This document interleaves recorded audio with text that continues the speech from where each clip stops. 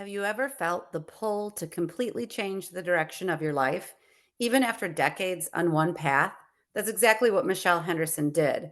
After more than 30 years as a teacher and a behavior analyst, she followed her soul's calling and became a certified spiritual advisor, deepening her studies in mediumship as well. In this episode, Michelle shares her journey of transformation, her work with intuitive youth, and her powerful channeling of Sarah. Together, we explore how truth, wisdom, and love can be woven into the fabric of everyday life. Get ready for inspiration and a little bit of magic on this episode of Mystical Sisterhood.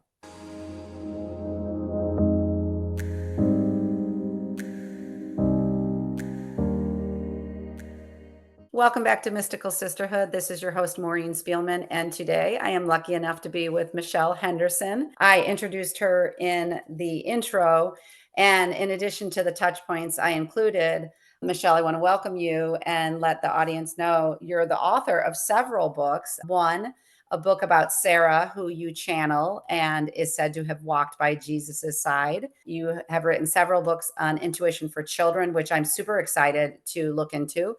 Like I told you before we recorded, I'm particularly interested in this topic and really supporting children in knowing their intuitive self. So I'm excited about that. But I just first want to say a really big welcome. Well, thank you very much. And I am so excited for this conversation. And yes, I love talking about intuitive children because, being an advocate for them is so important.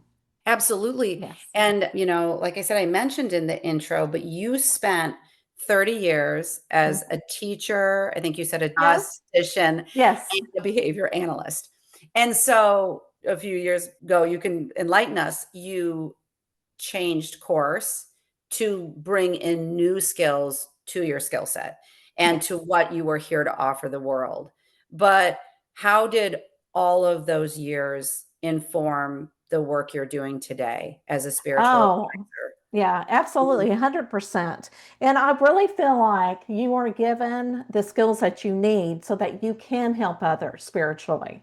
And so whenever I was like anybody else in this human earth, trying to live, trying to make money, trying to make a difference. And any educator that goes into education, they are there to make a difference in everybody's life. You have to.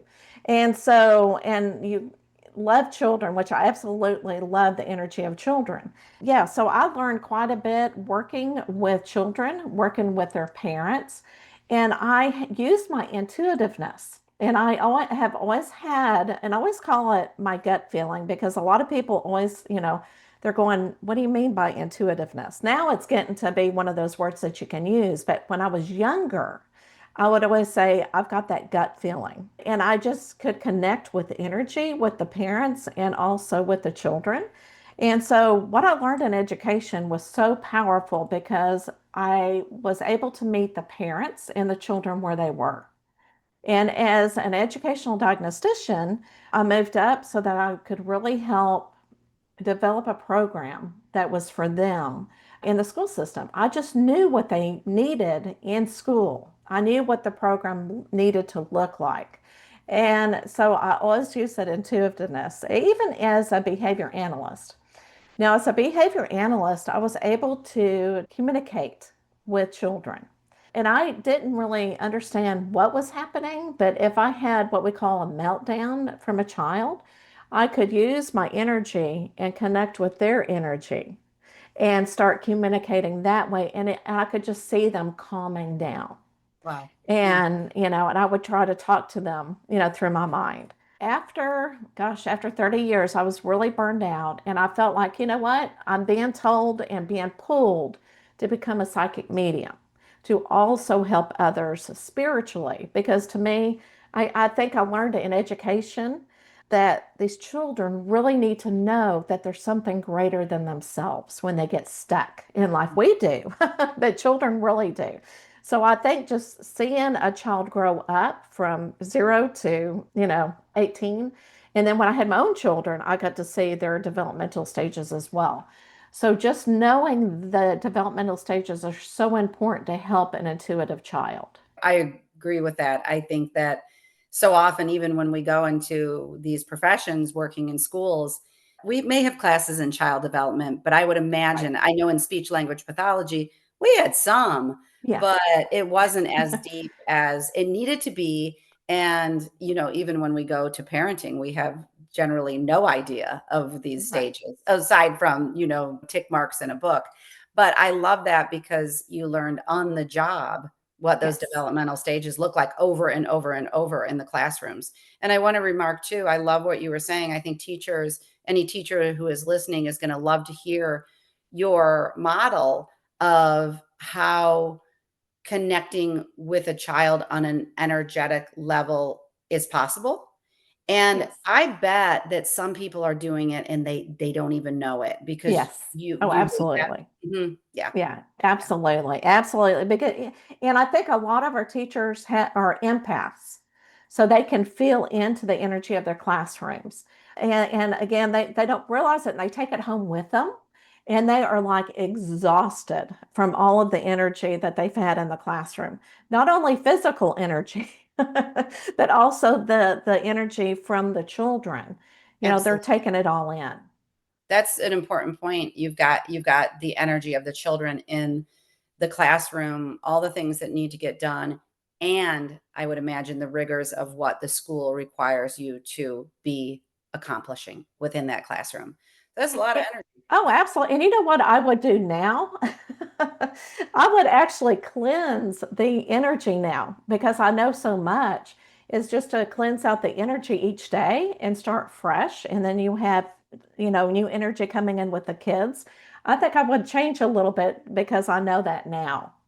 I just am gonna ask you right now, Yeah, do you provide that kind of service for teachers, like one-on-one? Or I know this is not exactly the kind of thing that goes into classrooms, but right. I Right. bet that someone listening would be like, "I wanna do that."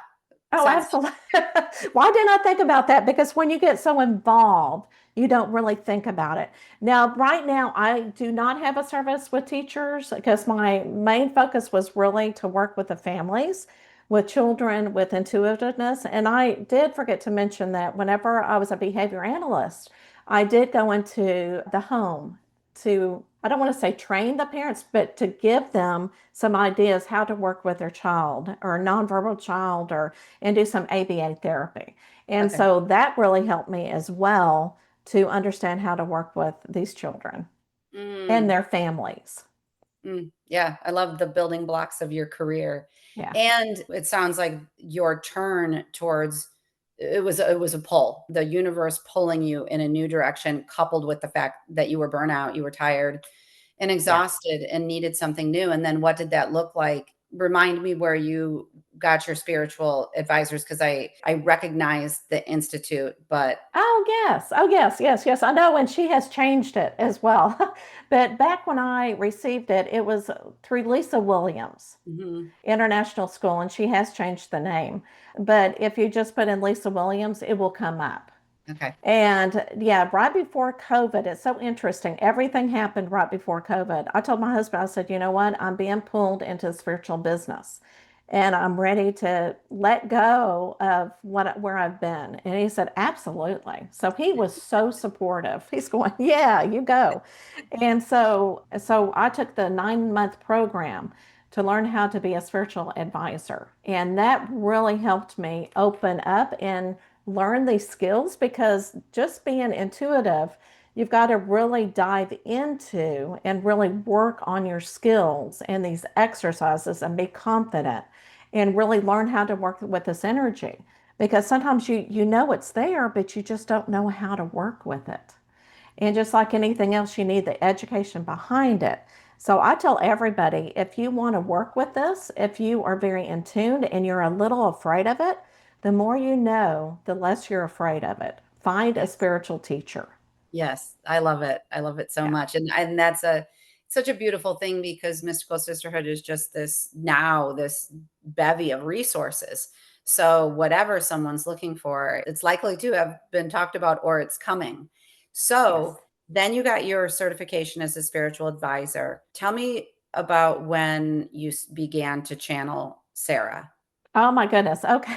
All right. So a couple years later, because it's interesting because the spiritual world will give you what you need to carry on your journey to help others. And then they'll give you something else, and you go, oh, I thought I was okay. I was doing fine as a psychic medium. But no, we have to keep adding. But it's, but that's all in line with anything else. So I started channeling, and with my mediumship was really growing. But okay, let me back up. My spiritual advisor, my teacher, Lisa Williams, started a program with plant medicine. And so I started with this plant medicine, and that really opened up my heart chakra. And I mean, my mediumship just went out of the roof then, because I didn't realize I was still afraid of certain things that I was doing, and kind of fearful because of my background, my programming as a child and growing up Christian. I was still fighting it. But with the plant medicine, it just really opened up the door. So after that, I started I thought I need to have a spiritual practice every day. So I started doing meditation every day. And that's a very deep meditation. She came through with Jesus. Mm, And Jesus, and I've always had a great relationship with Jesus. So his energy, I knew that he was coming in.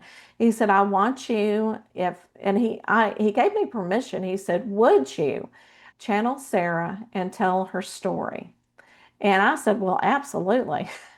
How can I say no? and So who was Sarah? Was she a figure in his life? yes, and that's what I found out. So as I'm channeling Sarah, I was very, yeah, and that's when, in the very beginning of my channeling, I'm going, am I really channeling? You start questioning yourself. And then the things that came up in her story, I'm going, okay, I am channeling this because this is going against my belief system. And one point, I almost decided to quit. I thought, you know what? I don't want to, this is kind of uncomfortable for me. A lot of people are not going to believe me. And then something finally told me, this is not my story. It's Sarah's story. So I thought, okay, I'm feeling much comfortable now. So I continued with it. So to come find out that Sarah really helped Jesus around the campfire teachings. And, back then women did not do much of anything, but he was an advocate for allowing women to minister at the campfire. And so she was a very big part of that. And then one evening he came to her and he said, would you come with me? And she said, okay, of course. And so they walked down to the mountains, and there are light beings there. And she's going, and back then, they're star people. And she said, what, you have help? I didn't know you had help. I thought you were doing it. He goes, oh yeah. He goes, it's me, but it's also, yes, I'm having help. That's amazing. And she said, Jesus asked her, would you mind being my feminine side? And she said, oh yeah, because he said, I'm the male side. I need my other half, and you're perfect for that. And so the next morning, people were calling her Mary. And Mm. they were saying, you're Jesus's wife. And she goes, what? I'm married? And so she went to Jesus and she goes, why is everybody calling me your wife? And they're calling me a different name. And he said, well, the star people have reset everything so that they remember you as Mary Mm. and that you're my wife. And they don't remember you as Sarah, but they remember you as Mary. And so that we can finish what we need to with our mission, spiritual mission. And she goes, all right, this is awesome. So it's the spirit of Mary Magdalene is who she's supposed to be. Okay. And she did not want to come across as Mary. She wants to come across as Sarah because she feels like people worship Mary. Mm. She goes, I want to come across as a woman, a spiritual woman who is bringing the love's Christ consciousness, awakening to the earth right now. And she said, there's so many stories about Mary. And, everybody will resonate with different stories. And she said, if you don't believe the story, it's okay. You need to really look at the meaning behind the story. Wow. That's really powerful, I think, when you shared about Sarah and ministering to women. And that number one, because I'm feeling that this is coming to you at the exact right time to share these messages, that universal message right there with Right, women right. and women leading campfires and circles and workshops and groups and really using that feminine voice. And it's interesting you say the thing about how Jesus said, I am I need the feminine counterpart, because a good friend started channeling the father energy. Mhm. And she said, now when she does her readings, she says, one does not occur without the other. The mother Right. is always there with him. And so I found that that's correlated to kind of what you're sharing here too, which is really Oh, cool, because absolutely. when you start to see, when I think most of my listeners are very comfortable with subjects like these and this reality that channeling is happening, messages are coming through to assist humanity, Yes. and that they're coming through to assist humanity right now. Oh, absolutely. Absolutely. And it's very interesting the timing, like he said, because I'm not the only one who is channeling, the female energy. There are so many people that are channeling and waking up spiritually. And I think it's just an important time for that because we're raising the frequency of Earth. Well, I'm excited to read your book now, just knowing a little bit of the background. I think when I met you and looked at your information, I wasn't sure what the book was about, and then I Yes. looked a little further and realized that you were channeling Sarah. So, and I just want to make a remark too, is that if we grew up in a Christian religion, then we might have certain meanings attached to Jesus, or I think you mentioned when we set our intentions before we recorded, God. But I want to talk a little bit about that, because like I said, for most listeners here, they've got a broad concept of what that is. But I would say, like, even for myself, it was probably just a few years ago that I started to hear the term Christ consciousness. Right. And now I use it. And for me, it means that Christ-like nature of love and benevolence and outreach to our fellow humans. And so that's when I use it, I'm coming from that standpoint, regardless of anything that I was taught in my Catholic religion, which I Right. don't personally practice anymore. But and just like this idea that some words have been stigmatized and they have been assumed to have a certain meaning, but sometimes we have to heal our relationship with those words. Hmm. We don't need to, but we, Right. we might be being called to. And it took me a while to kind of look at these words. Why am I having such a reaction to them? Yes. And, it could be my choice now in my life never to use any of them. But I think it's a really interesting part of the conversation. Oh, absolutely. And I always look at my background, my Christianity background as, you know what, it was there for a reason. And I moved forward from that. And I learned so much. And again, that's where I found Jesus and I felt very close to him. Even going to church, but whenever people would start saying that he gets angry and so forth, I'm going, I don't really can't relate to that. But with Sarah, when we're getting to Christ consciousness too, Sarah broke it up. She's saying there are three elements are in the cross consciousness. So the first one is knowing thyself, knowing who you are. And that doesn't mean knowing who you are on earth. It's who you are with your soul, who you are spiritually. And a lot of people are really seeking that out. What is my purpose? So the first thing is finding the truth of who you are. That is so important. So that's where the spiritual growth is. And the uncomfortableness is always good because you're learning from it. You're moving forward. It gives you that empowerment of moving forward. The next thing that she said is wisdom. So once you find out who you are spiritually, that wisdom starts coming in. You start channeling things. You start saying things that you didn't know you should be saying. Other people will say things and you're going, wow, that's a good coincidence. So use that wisdom, your choices every day. Think from the heart, not from the head. And then, of course, number three is love. And that's what Jesus was all about, is love. That is the ultimate. That is, knowing what forgiveness is all about, that unconditional love. And that all comes together, and you've got the Christ consciousness. I like her definition of what that is. Thanks for offering that. Oh, So, absolutely. so this is all coming through you. You had big openings over time, and then you still have this interest in the intuitive children, and Yes. you decide to form some new work around that. Have all your books been written in the past few years? So the intuitive children, yes. So that was also channeled, but in a different way. Okay. I mean, it was like I knew exactly what I needed in the book. I just knew as I started writing, it was just coming. But with Sarah's book, it was trans channeling. So Okay. I was allowing her energy to come through. So it was a little bit different channeling.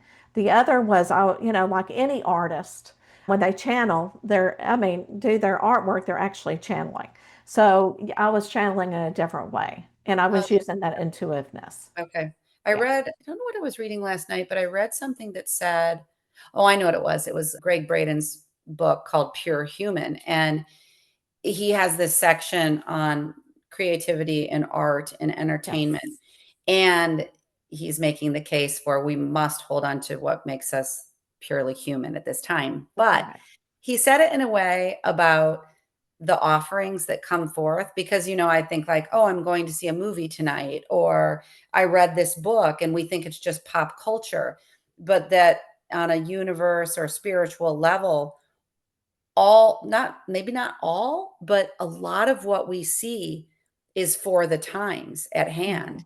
So again, is it any coincidence or no that you're channeling these books in 2023, 24, 25, whatever it is, because Hmm. we're seeing this need for understanding children in a different way, approaching them in new ways. And Right. that being said, what what's important to know about paying attention to the intuition in children?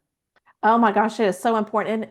And, as you were speaking, I'm just going, things have changed so much from whenever I started in the program or whenever I was raised. And I think the children are coming so much more, their frequency is higher that they're coming. So a lot of the parents are going, I don't know how to deal with this child, and because a lot of this energy is also coming out physically because they're feeling it and they're seeing things that their parents are not seeing. So what's very important is just to embrace it and not to be afraid of it. Because a Mhm. lot of parents will tend to be afraid of it and their children will pick it up immediately whenever you're afraid. And so just listen to your child and see how you can embrace them. If they want to talk about it, listen to them and don't try to put your thought process or your belief system into it because this is what they are experiencing, even if you are not. Now, every family is different. Everybody has a different religion, and it's okay to practice religion. But if anything spiritual come out, know that it's not anything to be afraid of Mm, when mhm. their child starts speaking, but really listen to them and see how you can help them feel comfortable in that situation. And Okay. yeah, if my grandfather came through, I'd be going, well, what is he saying? I want to know more about what does he want to say to us? So can that, based on what you're saying, can the intuition of children, I think what I hear you referring to right now is when they may say, "Oh, I who's this little boy next to me?" or "I Yes, heard a voice," or "I just saw something." And so that's a connection to another realm dimension that they might be voicing, "Hey, I'm experiencing this." So you're speaking to that.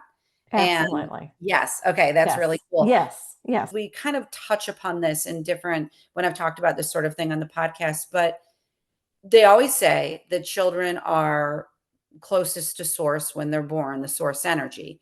And that when they move along, so when you watch them, I was at a coffee shop with my friend yesterday and we watched a little girl. She must have been like 6 or 6ish. And yeah. it was a warm day. She was outside at a table and her father was around the corner doing, I think, some sort of call. And she was, oh gosh, ever so delicately stacking cards, like playing cards, into the structure of a house and she Oh, right. was so tuned into what she was doing, and it was so darling and amazing Hmm. because we know kids are on phones a lot these days, this sort of thing, and Right, so to right. see that, like, them in their natural element But Mhm. do you see those when a child was born highly connected and they may be saying things and sharing with their parents, do we see it fade away by a certain age range where we're Yes. yeah. But there again, it's all in the spiritual world. Okay. Okay. So a child by age 7 will start tuning it down a little bit. I don't want to say it goes away. It Mhm. starts tuning it down because of society and their Yeah. friends, and they don't talk about it, and it's not really embraced, that type of thing.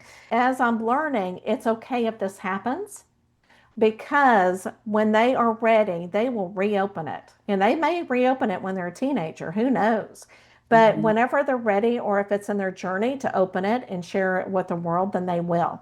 If they want to keep it to themselves and follow their intuition, and they're still helping the world, their energy, as long as they're happy and their higher energy gets out into the world, they're helping everybody, even if they don't use it. So Yes. the parents do tend to be afraid. Well, my child has it. I'm afraid they're going to lose it. They're not going to lose it, but they will choose how they will use it on their Mhm. own. So no pushing. Where did it get? Do you have any idea of where it got so misconstrued that if a child was coming forth with these intuitive abilities and connections that it scared us more than excited us? Well, I'm thinking there's two different areas. First of all, I want to talk about the movies. Movies, it's all fear. You know what I'm saying? The horror movies are making a lot of money on our fear. And Okay. then, second, really, our fear comes from our belief system. From the churches saying it's going to be all evil. Anything that comes to you is evil. Don't listen to it. Don't open that door. That's what I kept hearing. Don't Mhm. open that door to whatever is coming to you. It's all evil. And so I think it's just in our programming and our society. Yeah, that's a doozy. Yes. That is And that is and it's hard. right. I'm picturing from when I grew up, Drew Barrymore in front of the television on Poltergeist. Oh my gosh. Oh, absolutely. And Absolutely. yeah, so I Yes. hear you. I didn't, that's a good question because I didn't know what you were going to say there. So when you kind of define the work that you're doing with intuitive children, is it mainly falling in that realm, or do you look at intuition for children in different ways as well? Well, I look at everything. So it really depends upon where the parents are, Okay. with their child. So I kind of walk them through. So if that's to answer your question, if they're afraid of it, sometimes you cannot change that belief system. So I always talk to them, okay, how can we help your child maybe tune it down a little bit, or maybe help your child understand what's going on and Mm, not to be afraid of it, and that she will open it at any time. Because I tell anybody that's around this child that even though religion will turn it down a little bit, this child will reopen it when they're okay. ready to conquer who they truly are. Mhm. So, children are finding, spirituality on their own, even though just like you and I from the church, and we followed our pathway through the river. We Absolutely. let it flow. Yes. but Yeah. but it was very difficult because it is hard changing your beliefs and letting go of things that no longer serve you. I don't know if I've ever said this aloud on the podcast because it sounded so grandiose, but I was switched to a Catholic school when I was in eighth grade after K through 7 in public school. And I remember, so I was all of a sudden in an environment where we were wearing more casual uniforms, but saying prayers at the beginning of the day, at the end of the day. And even though I had grown up going to church every Sunday, I was not familiar with this world. And Right. so I remember probably taking more religion classes. And I don't know if it was in eighth grade or there somewhere thereabouts where I thought we were learning about Jesus's works, and I knew. I'm like, "We all have this within us, and why are we different than him?" And it's something that I left buried in my mind and soul for so long because it's like, who would actually say that out loud? That Right. it wasn't just one person who walked the earth. But I find that really cool to look back on and say like, "Oh, wow, you knew that." Yeah, You just knew that, absolutely. right? Yes. and Hmm. you're remembering. So, Yes, so even, people say, oh, I knew it. Well, yes, let's turn that around. You remembered it you because remember. we come here not forgetting things. And there's a reason for that. So we can learn along the way. But when you start figuring things out spiritually, going, I know it. I know. No, you're remembering it. You're remembering it. Yes. That's a Yes. really, and it's so funny because I think before these times, the only way we had to think about that, this remembering was deja vu. Oh, And absolutely. that was like only one term we had to, because that's a remembering. Mhm. So I love the reminder that we're remembering what we already know. And let me get with the deja vu. Yes, There's also a theory out there that says when you have deja vu, you're actually remembering or you're seeing another timeline of your life. which fascinates me. I think that time, Yes. could it be a concurrent timeline? Yeah, absolutely. I think, you never know. That that's mind-blowing to me because Yes. with all the different kind of areas you can learn about, it's that we're living in these different lives and timelines and possibly dimensions that I now know it's hard. Yes. Yes. but the more you hear it, and this is a podcast truth for me too, the more you hear it and the different ways you hear it, Yeah. it allows you to be like, "Oh, okay, something's clicking." So Yes. I'm Yes. remembering a little more deeply. Yeah. Well, and you know what's interesting is the concepts that I learned in church. It's almost the same thing, but in Mhm. different verbiage Yes. and different terminology. I think that's a really good point because Yeah. I mentioned, listening to Greg Braden, he's a scientist, historian, and he, at first, when I was following his work about like, oh, our historic texts, like the Bible, the Talmud, across religions, and I'm like, oh, he's getting a little too religious for me. But what I didn't Oh. realize was, no, these are historical books that, Mhm. when I don't know this for sure, but when studied and put side by side, you start to see the same things and the true, like, synchronicities and the same wisdoms coming through. And it's Mhm. just been, everyone, one will say like, okay, well, they've been mishandled by Right. Right. entities, and then we misunderstood what they were trying to say. But I think that's super fascinating. Oh, I do too. Mhm. All in quantum physics too. Oh, I know, right? I know. And that, yes. And so we have actually touched on a lot of dimensions today of Mhm. all the possibilities, all, the abilities. And do you see sometimes when I would imagine that if you're working with a family with a child with intuitive abilities, you can get all sorts of ranges of consciousness for the parents. You can get really dialed in, tuned in parents to their own maybe guides or connections, and then possibly ones who don't have any at all. I don't know if that would be a stretch for your work because how would it be that you ended up in their house? Well, yeah, yeah, right, right. Well, let me tell you about that too. If the parents give me permission, I Hmm. can do that. If they do not give me permission, I cannot get into their consciousness or talk to, Oh, their okay. higher self Okay. or their loved ones or spirit guides. So, yeah, so I have to get their permission first Okay. because because that's invading privacy Okay. and before I do that. Well, And it's, but it yeah. has been helpful when a parent says yes, you can, because that way I can talk to like, who is this child seeing? I think it's my grandfather, but I don't know. Okay. So I tune in. I say, yeah, it's going to be it is your dad that's coming through That or is, your grandfather. are you doing your work in person, Zoom, both? How do you do it? Zoom. Zoom. You Okay. can, yes, Yes. because you can get, now, people are surprised. You can do energy healing even through Zoom. Yes. Yes. Yes, it's It's amazing. incredible. Yeah. Yeah. I love it here, Michelle. I feel like we've like touched upon a Oh, lot of we things. have. Is there anything that comes to mind? We've spanned from your early years, long years as a teacher, to your spiritual work, to intuitive children. What else is coming to mind that's valuable to share with the audience, or you feel like you want to leave Yeah. here So today? so what's important, and I know it's very difficult, on earth right now because of all the negativity going on everywhere. Just remember that there is a spiritual pathway that you are on. And to ignore that other stuff that is going on, because there's a reason for it. There's a reason why we're having a lot of chaos right now, because sometimes before we can go spiritually and things change, you have to have chaos because people are beginning to let go of things or change things. So we're going to have chaos.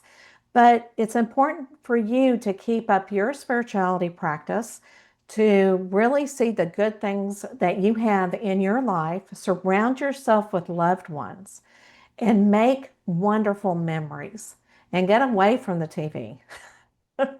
So that's what's, and keep up your frequency. And that's so important right now. And to do self-care and do the breathing exercises, do meditation, do exercise, be with nature, do woo-woo things, and don't hide behind a mask. Show people who you truly are. That's so beautiful. I love it because there is that push and pull people experience. And, Yes. you know, is part of why you're saying that you're giving this permission to live your life amidst the chaos. It sounds like you're giving permission. You do not have to fall down that well and go into really worried fear, misery. You can, but I want to know the why.